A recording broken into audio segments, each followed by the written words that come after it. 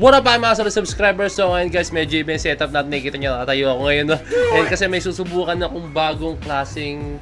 Bago na, klase pa eh, no? Pero may susubukan akong bagong... Alam nyo na, bagong kakaibang pakulon naman ngayon, no? Para naman medyo may iba ating contents, no? Nabakan nyo yan guys, malaman nyo kung bakit ako nakatayo dito.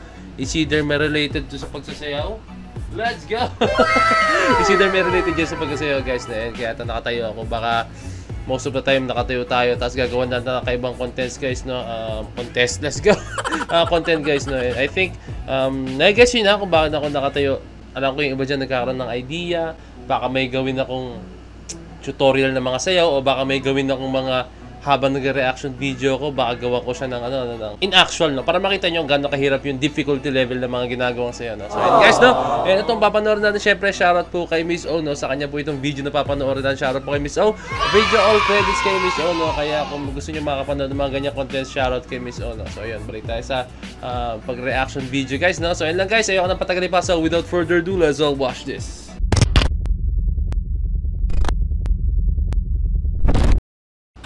After the intense bashing, here comes the blessing of SB19.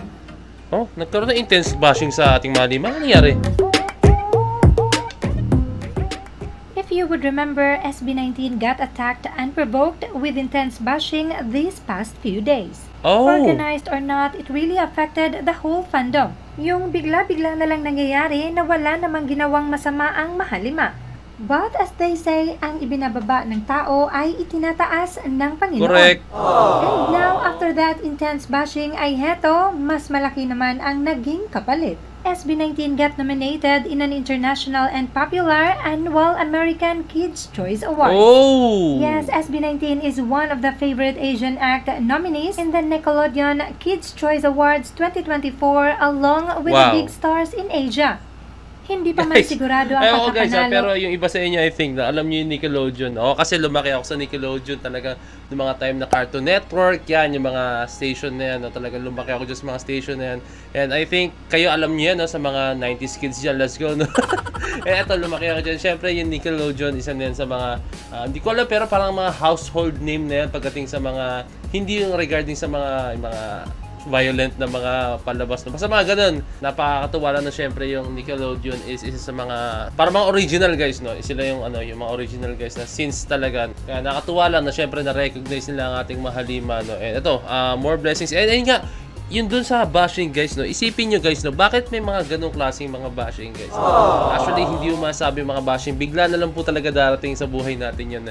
And may mga taong manira sa'yo para po kayo po ay bumaba. May mga taong naiinggit. May mga taong makikita ng utak na hindi maintindihan yung mga bagay. Ayun yung mga nakakainis eh. Pero wala tayong magagawa sa kanila. Let's all move forward na lang, no? Tulad ng ginagawa nating Mahalima. Nag-move forward lang sila sa mga nangyari sa mga bagay, no? Kaya tayo po ay suportan natin ating Mahalima, no? And tandaan nyo to guys, no? Ang ating Mahalima, ang pinopromote po nila is Pipa Prize, no? So ayun, no? O sana wag tayo masyadong makitid ng utak na ba't ganito, sinusuportahan mo na yung ganito, dapat ito lang, hindi pwedeng gan guys. Yung ating Mahalima nga, sinabi po guys na suportahan natin ang P-pop, no? Sa kanila po mismo nang galing yun, no? So bakit tayo magiging para magiging one-sided lang, no? O sige, okay lang, ano lang masama na mo, wala namang masama na suportahan natin ang isang P-pop group lang or isang grupo or isang artist, pero sana suportahan din natin yung mga other P-pop groups natin, no? Kasi at the end of the day naman guys, no, pag sabay-sabay umangat yan, no, yan, kumbaga mas lalo tayo may kinabang din guys, and mas lalo tayo may kilala ang ating bansang Pilipinas, no? Ayun lang, para sa atin, sundin natin yung gusto and yung mga binibigay po ng ating Mahalima, no? So ayun, let's go, tuloy tayo dito. But being nominated is the same as being recognized as one of the big stars in the whole Asia. Kaya 18, lockdown na muna tayo. Huwag pansinin ang mga nambabarda at huwag pumatol sa mga nangtitrigger. Hey. Let's focus our energies in voting for SB19 in Nickelodeon Kids' Choice Awards, and don't forget the SEC Awards. Okay. So yun, si Miss Ono mismo nagsabi guys, no, wag na po tayo magpa-trigger or wag na po tayong ma-trigger sa mga ganung bagay, no? Kasi pag tayo po ay halimbawa mas lalo po tayong magpo-focus sa mga ganyang bagay, no? Tayo lang din para tayo lang din matalo, no? Kaya hayaan natin sila, basta tuloy-tuloy lang tayo sa ginagawa natin. So meron pa to guys, meron pong video ito, no? Let's go, panoorin natin. Let's go. Pablo's newest event, Ken working for solo album, Josh and Style release songs, Justin working on behind the scenes.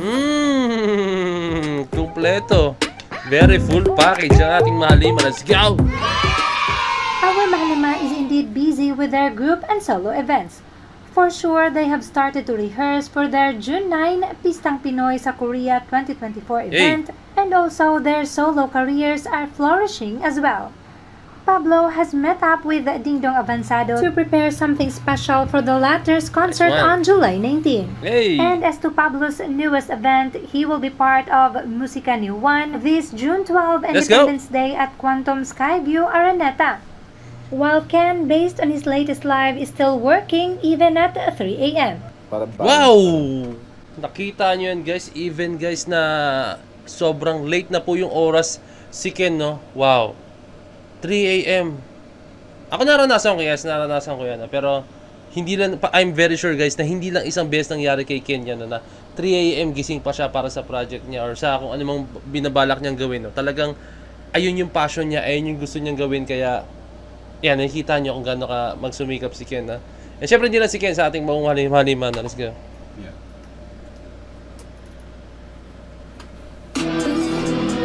Hey! It looks like he's still working for his album that will be released on July 5. On the other hand, Josh has recently released his latest song, Sumaya, which debuted at number 1 in 4 countries, number 11 in New Zealand, and number 68 in USA. Style has also released a song cover on his YouTube channel with the title, "Wag mo lang ipagkait na ikaw ay aking mahalin."